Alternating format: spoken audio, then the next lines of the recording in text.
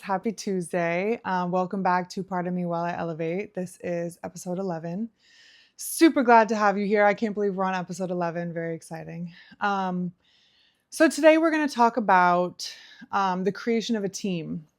So, the creation of a team can be in corporate, it can be entrepreneurial, it can be small groups, it can also be like you're the CEO and you're creating the leadership teams. It can be so many things. I thought that it would be a good topic to touch on because it's really important. Now, we talked about bonds last week, which is also a very important part of this, but it's different than this.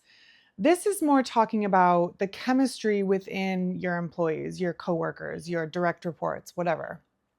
And I think that we don't talk about this enough, how important it is to have this chemistry within your coworkers. Um, this this stems from a place where I pick on corporate a lot because they do a lot of things wrong, and it's a very good example. So in corporate, for example, you have a manager, and this manager probably used to be a lower level employee, but they got promoted and they used to not have any direct reports, but then they got promoted and now they have direct reports. Now, they know how to do their job, right? That's what they got the promotion because of. They are qualified to do their job. But then you add in the fact that they are now responsible for the success of not only them, but also other people. Maybe it's just one person, maybe it's more than that. And they didn't get any training. They don't know how to do that. They just have to rely on like what they already know, which might be nothing, right? It might be nothing. They might be someone that other people never really liked. They might be someone that steps on heads to get ahead. They might be terrible at working with others, but they were qualified technically for the job and they got the promotion. And now the two people or however many people underneath that person are kind of fucked, right? They're kind of in a terrible position. And there's also no justice for those people. Who are they going to go and tell? Most of the time in corporate, there's a setup where if you complain about somebody, it goes to HR, and then HR is trying to buffer you from the company, right? HR is protecting the company, not you. So you're in a position where you can't tell anybody about it, you can't complain about it, you can't do anything. You're just stuck. You either leave or you deal. Now, the training that this person does get is how to do the next job up, the technical skills. So that's all they focus on. Nobody cares in corporate if you get along with your coworkers or your direct report. Nobody cares. That's not even part of the equation. Can you do it? Are you competent? Cool, go do it. It's all a money game. And don't get me wrong, we all care about the money. We all do. It's just, where is it on your priority list? Where does it sit? And if you think about corporate again, in a different respect, there's all of these sort of places where bad people can get hired if they're not focused on who a person really is. So the turnover at a company, especially the companies that I've worked for, the turnover that I've seen has been so immense, huge. Because if you start working at a company and you're not even getting paid what you're worth, and then on top of that, you have to deal with all that bullshit, why would you stay? There's no reason that a person would endure all of those things. For what? For what? So a lot of the times people will stay at a job for like a year, sometimes less, maybe 2 maximum, and then they're out of there. They're on to the next thing because it's too painful. It's too much. And I don't blame them. I see it I used to see it every single day. People would come in, they'd be very green. They'd be hired for the lower jobs and they would work their asses off. They would work all the time. They would offer their weekends, their nights, whatever, just to get to a place where they were like a higher level employee so that they had a little more say in the matter. But then they get to those positions and it's still not good. So then let's talk about the other side of this, where it's not corporate, where it's a small company. Let's say you used to work in corporate and now you want to go open your own company. It's very scary because all of the things probably that you've ever seen in your life in a job setting have been bad. So how do you do it better? How do you make a company that people want to work for? Or how are you a boss that people want to work for? Lately, I've been talking to a couple of people that own businesses or are higher ups in businesses that are pretty small. One of them I was talking to the other day said to me that he was going to go and have like a performance review, like a mid-year check-in with all of his employees, and he was going to offer them an electronic so that it's not handwritten and there's no, you know, like way to get back, like a trace of who it might be, because they were all anonymous, just a chance for somebody to give feedback about their employees, their managers, anybody that they wanted to speak about, and submit it to him. And it doesn't matter who you are, it doesn't matter who's saying it, it's just about getting the feedback. Now, he's offering his employees this soft space to be honest, to get honest feedback to the boss. And I can tell that that boss really cares about what he's doing and who he's leading because of that. He's saying to you, you don't have to worry about the repercussions. You don't have to worry about retaliation or risking your job or your title in order to just tell me the truth. And I know it's scary. It is scary. But setting up a company like that is going to have employee retention. It's going to have very, very little turnover. It's going to have happy employees. It's going to have harder working employees. It's going to have people that know what they're doing. I mean, the list just goes on and on of the positives when you do that. So let's say it's just you and you're coming from corporate and you've just had enough and you want to do this thing on your own, just like me, and you're trying to figure this out. How do you hire people? Let's say you need 3 employees plus yourself, and that's kind of all you can take on right now. Now, the worst thing that you can possibly do, in my humble opinion, is to hire your friends, because there's, like we talked about last episode, there are so many different dynamics in the bonds that you have with people. Now, if you have a friend where you're able to switch from your friend role to a professional role and talk to them in that setting, that one might pass the test, okay? Most people that you're friends with, though, that's not going to be the case.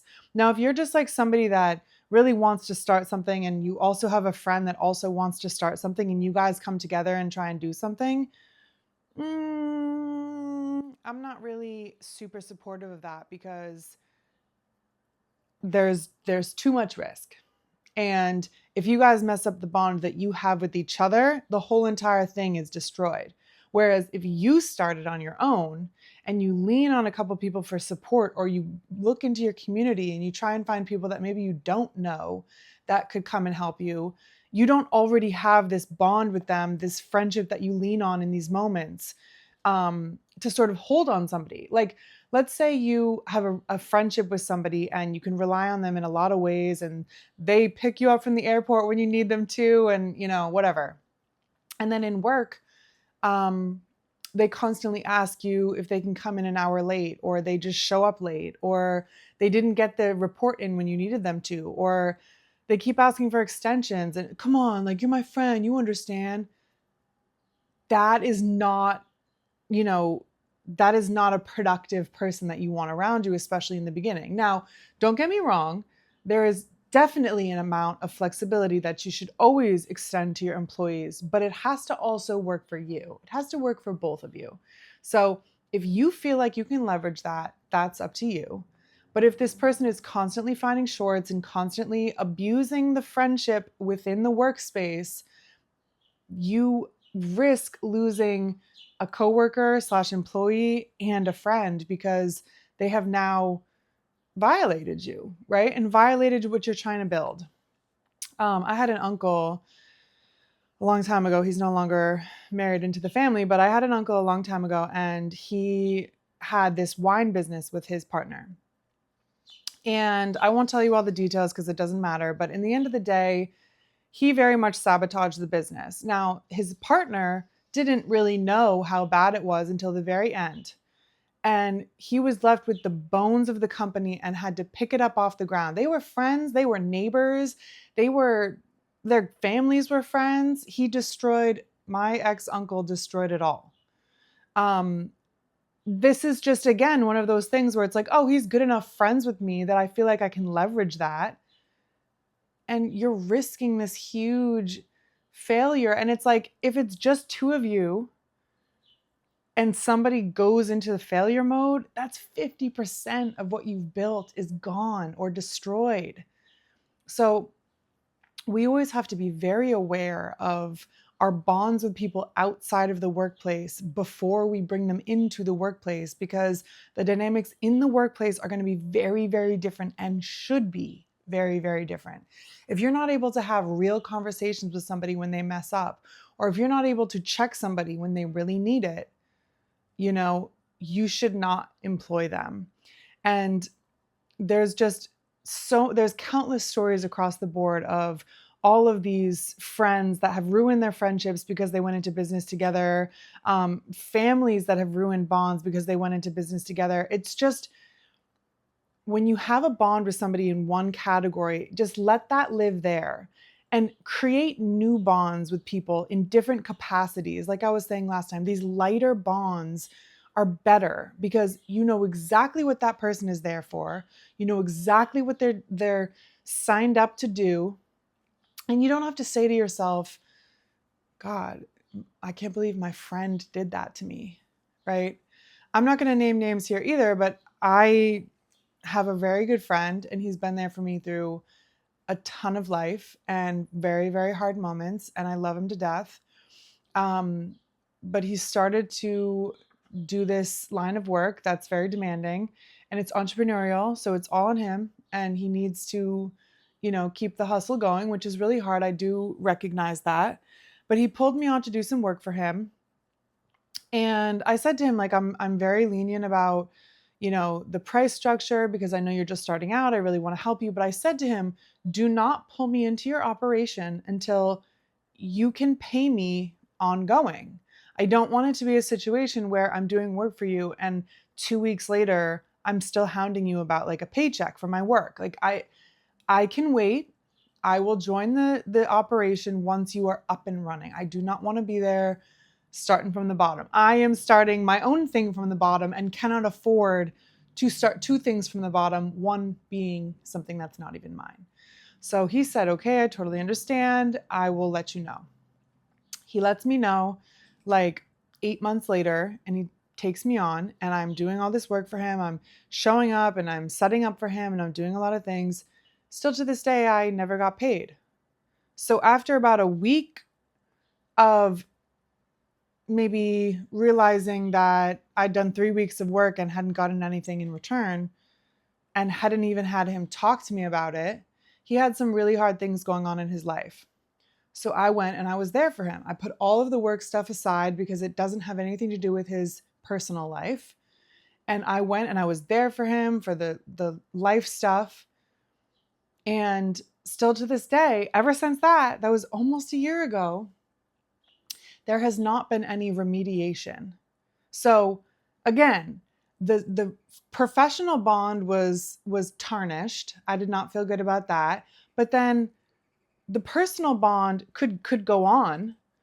He was not aware that the professional bond had been tampered with so much. And I feel bad in both categories now, right? So again, it's showing the separation between the two bonds. And if I had felt in that professional bond that it sabotaged our friendship as well, I would not have been able to be there for him in those personal moments that he really needed a friend. I just wouldn't have.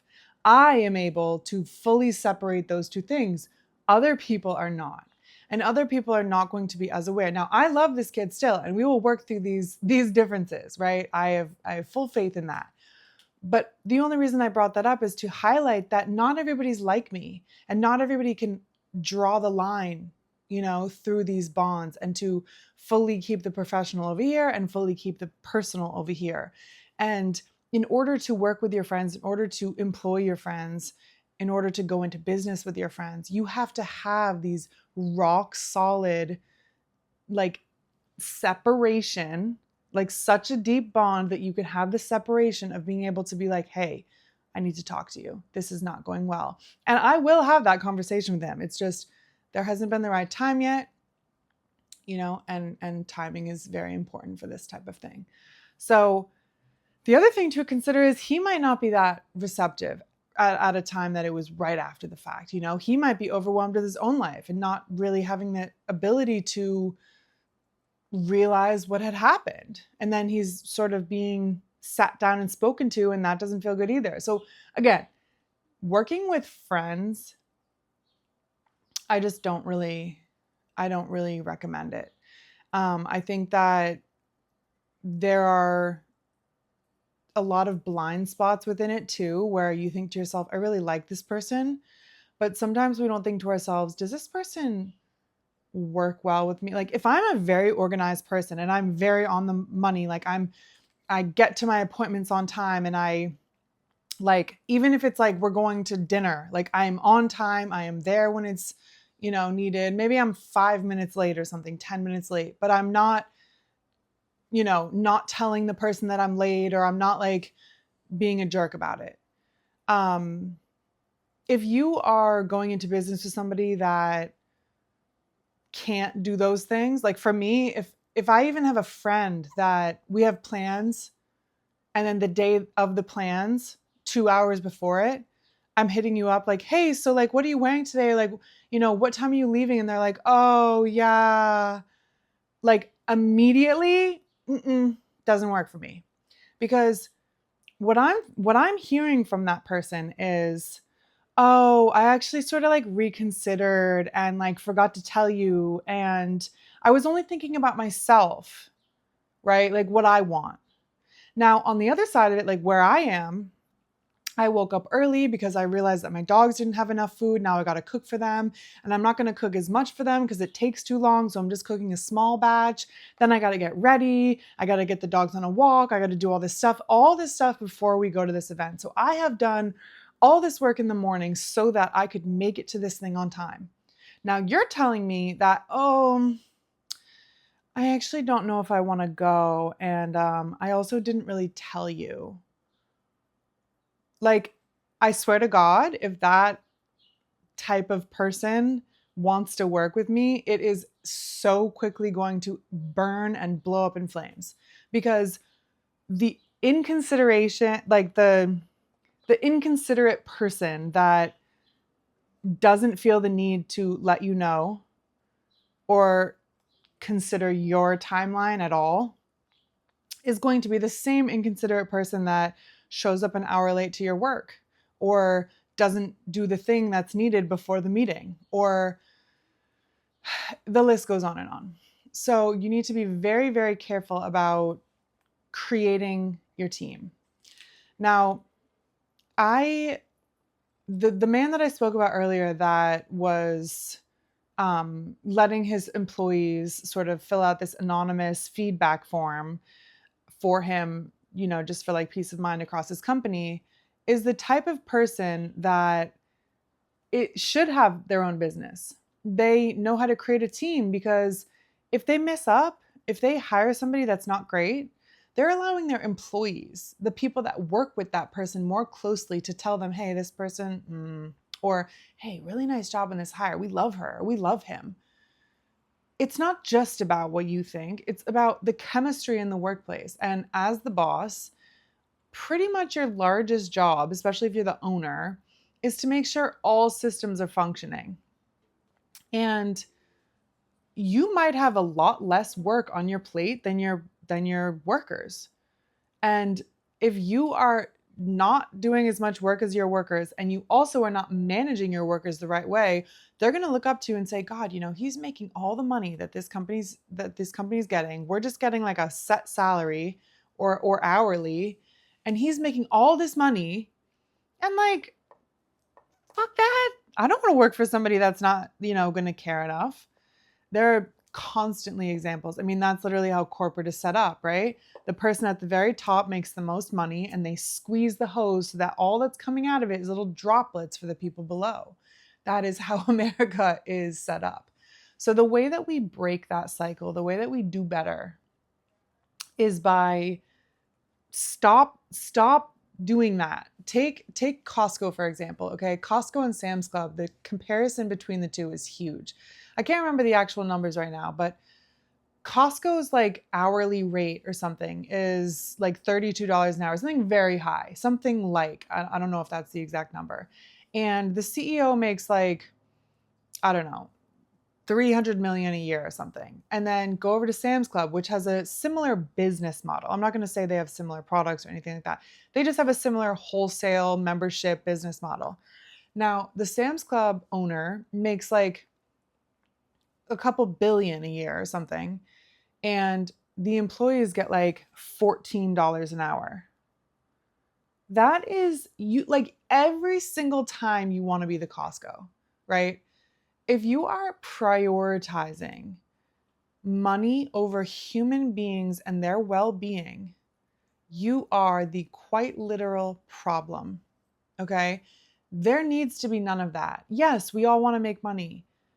That is not the way to do it. To exploit your employees by paying them nothing, expecting them to be happy, expecting them to work for you, expecting them to not steal and not, do anything bad, to fully follow the rules and stuff like that. And they can't even feed their families at the end of the day. Like, what is the real expectation? Like, what are you asking this person that's working for you? So, there's so many examples out in the world of companies that are doing the right thing. Now, just because you haven't worked for one doesn't mean you can't find one to model yourself after, but it's not that difficult to realize. Now, when I was a kid, I used to go to Costco with my mom a lot. We used to go like every, 2 or 3 weeks. And every single time that I would go, they'd have the same exact employees. Everyone would be upbeat. They'd be talking across the registers with each other. They'd be talking, in the aisles with each other, laughing. The people would be on the forklifts. The people would be on the ground laughing. Everybody seemed happy at work. Okay. I grew up in a small town where it was a relatively joyful place. So that vibe wasn't really out of the norm. But the place that the Costco was in a town that had, I'll just say, a little less than the town I was in, a couple towns away. And if you were to go to the like Shaw's, the grocery store right across the street from Costco, the employees they were not giving you that same vibe. They were not happy. They were not joyful. They were miserable. They, just didn't have the same perks at work. And you can see it right away. You can see it right away. There's just, there's too many examples, far more examples of a bad workplace. And I think that a lot of us have experienced those more than the good workplace. I have worked for like 7 or 8 companies at this point, and I've only had one good experience. And that speaks volumes. I'm very grateful that the last one that I worked for was the good one, so that my lasting impression of how to continue to like go up stems from a company that was working well. It's just that all of those companies that you work for that do the thing wrong and get the thing wrong and are rude to their employees, and the perks are just trash. Some of them don't even like give you benefits. There's no insurance, there's no anything, and you're making really, really bad money. Like, what do you expect from these people? You expect them to just like be happy that they're getting a paycheck regardless of what the paycheck says? And you get to sit at the top and make all the big money and just like laugh down at them? That's like very, very demonic. So again, a lot of us that are trying to be entrepreneurs and small business owners are not trying to get their companies to be that big. And if they are, it's not going to be like tomorrow. But starting strong is a foundation that's strong. And a company that has strong foundation is able to go bigger and badder. Okay. And when I say bad, I don't mean bad. I mean like bad, like good. Good. Okay. Um, there's so much I could sit here and say about how important it is to create a supportive, loving team. But I think it just kind of goes without having to really explain that much. There's too many examples out in the world, and I think that it's already such a big risk to start your own company. It just feels like a risk. It's not always a financial risk. You might have some wonderful idea that you're going to manifest into something wonderful, but just simply deciding and being brave enough to go and open your own business and do the thing, it's scary. And Sometimes you just like, you're in this like panic and you just want people that you know, and you just want to like trust somebody. This is not how you do that. The way that you do that is to know yourself and to know what you are going to get along with, know what's going to work for you. If you, and also finding some opposites. So like if you're not really that organized of a person, find people that are, and you will be so happy with their work. You know, if you lack something, hire someone that doesn't lack that same thing. Don't hire people that are all good at the same thing, right? Because they're all going to be in competition to get to the same end goal, which they can't all arrive at.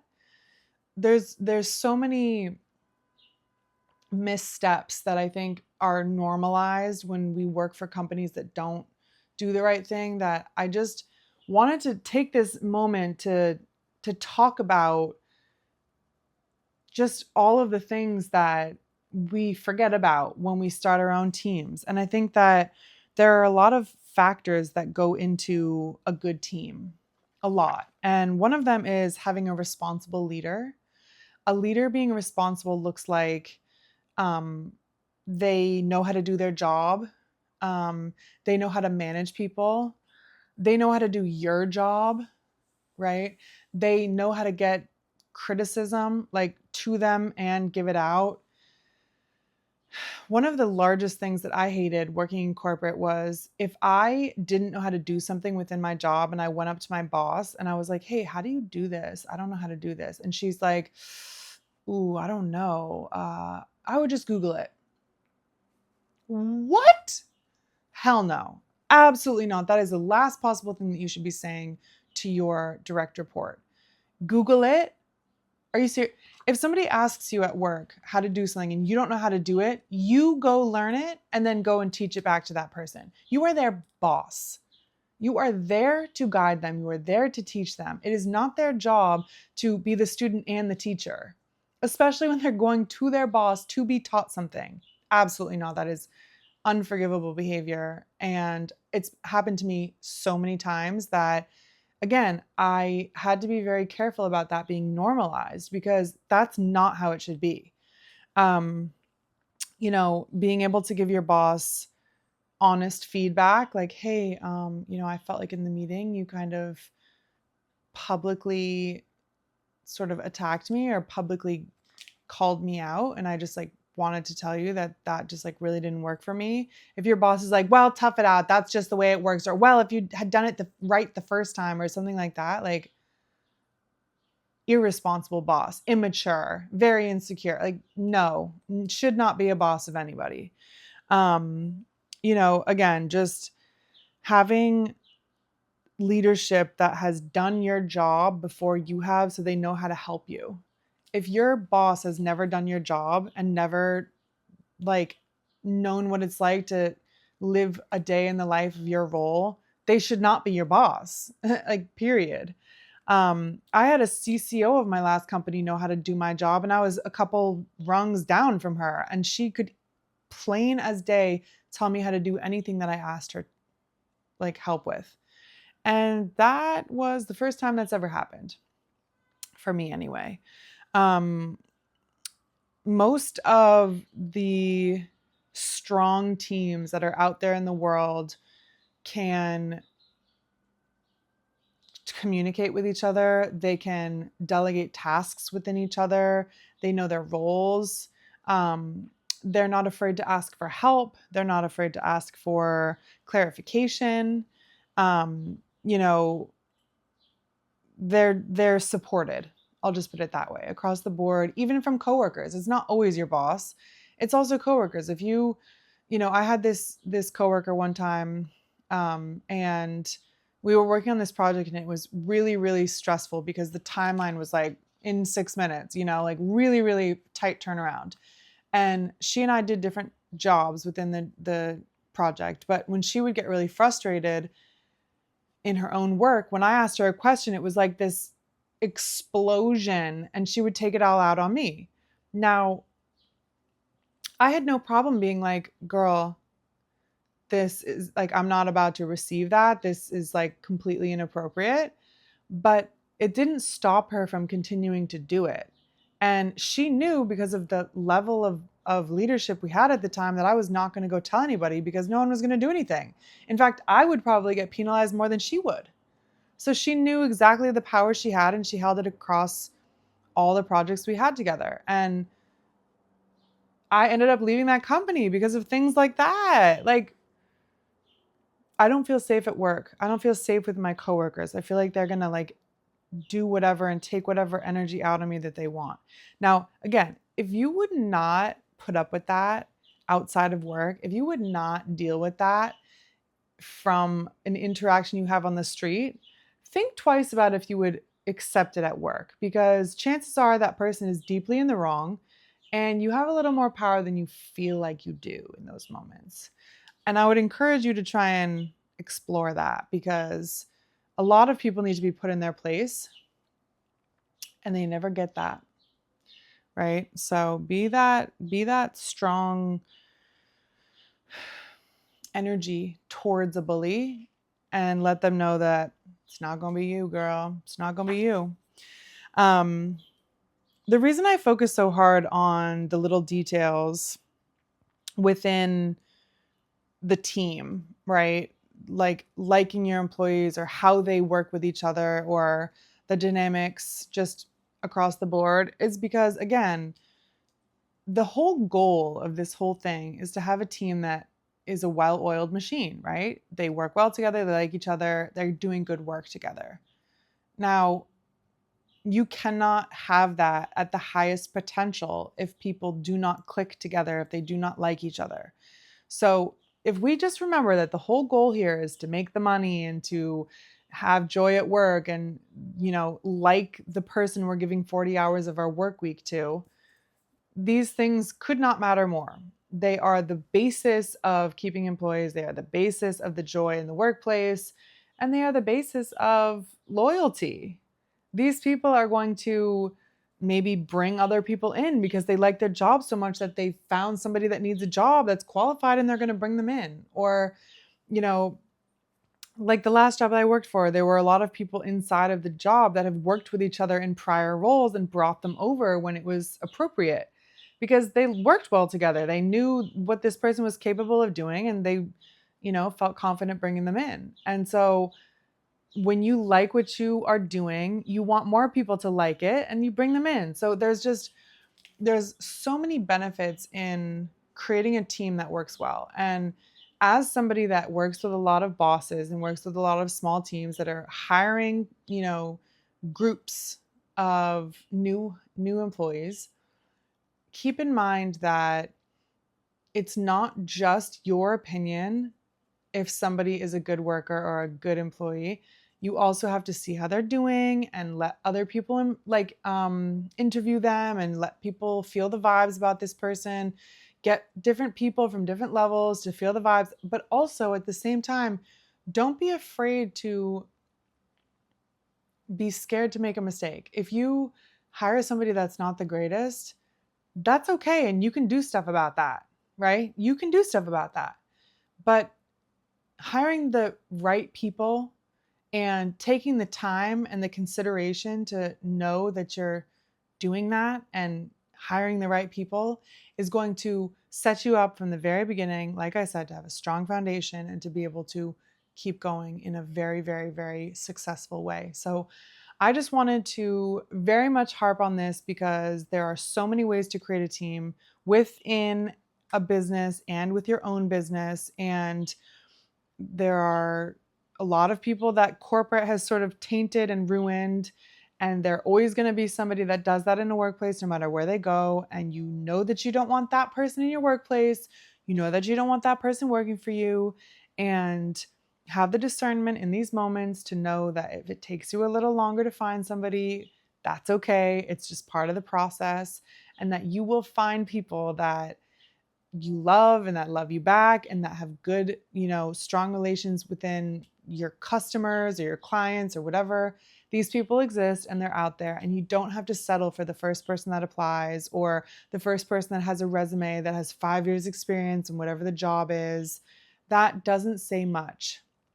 I can't stress enough, and it's true about me even, that a piece of paper does not speak loudly enough for a person as it needs to hire them. It is simply one step of the process. And I think that having experience in something is a little bit less important sometimes than what a person is actually like. And if you meet this person over Zoom or you have a virtual interview, ask the right questions, have other people ask the right questions, and create a team that you can be proud of. Because, like I said a million times during this episode, it will never be a mistake. Okay, so now that I've talked about bonds and I've talked about creating a team, which are closely related but also different, now the next episode we will shift gears a little bit and talk about something slightly different. But as somebody that helps and coaches entrepreneurs and small business owners, this is something that you cannot sort of ignore, you cannot sidestep, because it's going to be one of the steps in the plans that I help you with. And if we start out working together and you have a group of people that works for you, that is very, very weak or just not the right one, that's going to be one of the first call outs that you hear. I'm not a mean person, I'm not a nasty person, but I'm an honest person. And so these are just things that you can kind of think to yourself a little bit about before you work with me, if that's something that you want to. And again, just as a reminder, my company is called Nectar Brand Therapy. And if any of these things make you want to work with me, I would love to talk to you about it and see what your needs are and go from there. And until then, have a great week, and I'll see you next Tuesday.